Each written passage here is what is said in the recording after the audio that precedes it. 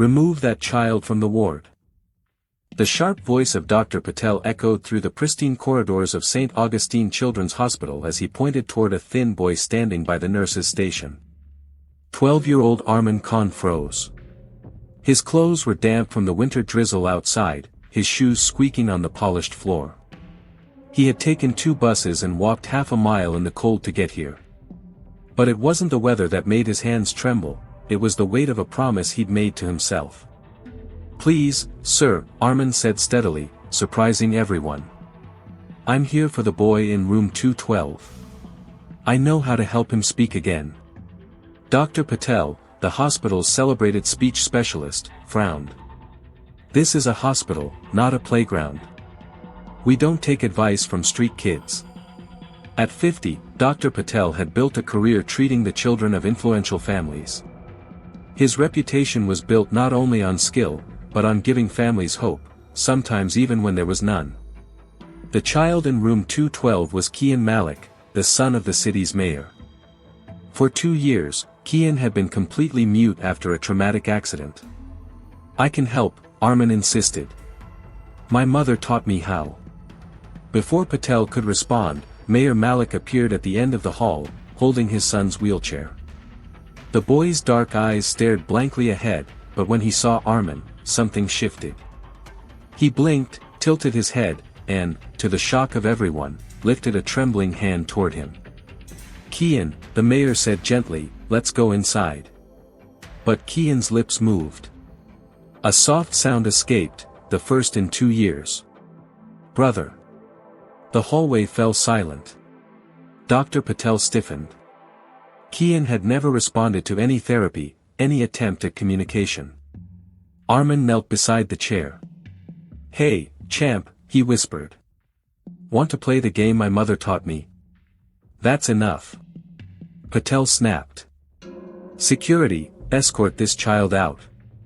As Arman was led away, he turned to Patel and said calmly, "I know why Kian never spoke, doctor. And I know you know, too."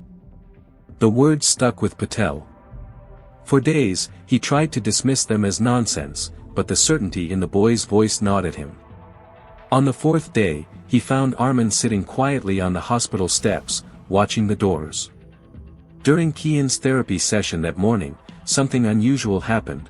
The boy kept glancing toward the window, his fingers tapping nervously. Following his gaze, Patel saw Arman outside. When Patel drew the blinds, Kian became agitated, even tearful. It was the first emotion he had shown in months. Later, Patel found Arman speaking with Sister Helen, one of the hospital's oldest nurses. "Dr. Patel," she said defensively, "he was telling me about cognitive trigger games his mother used with non-verbal children. Fascinating methods, really." Arman turned to Patel. "My mother, Dr. Saima Khan, worked here for 20 years in pediatric neurotherapy. Maybe you remember her."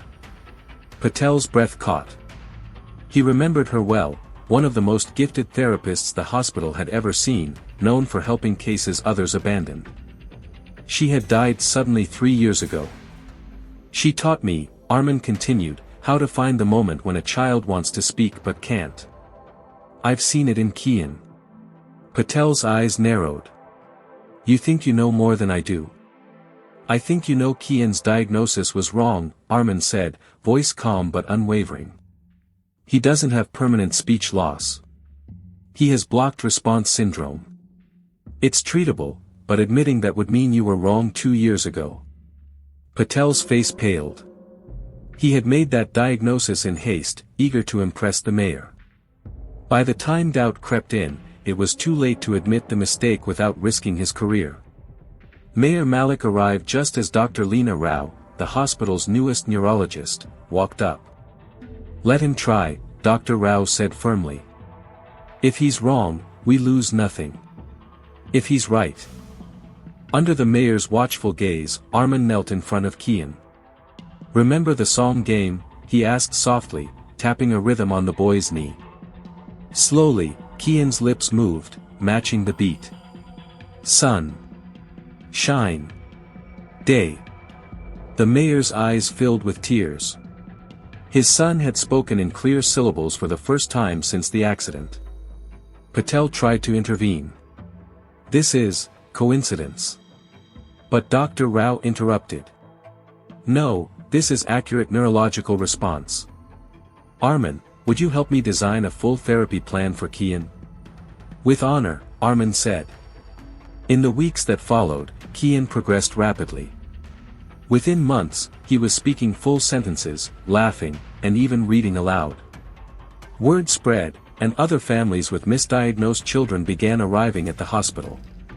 6 months later, the newly opened Saima Khan Center for Communication Recovery stood as a testament to Arman's work. He was now officially a junior consultant under Dr. Rao, helping children find their voices again.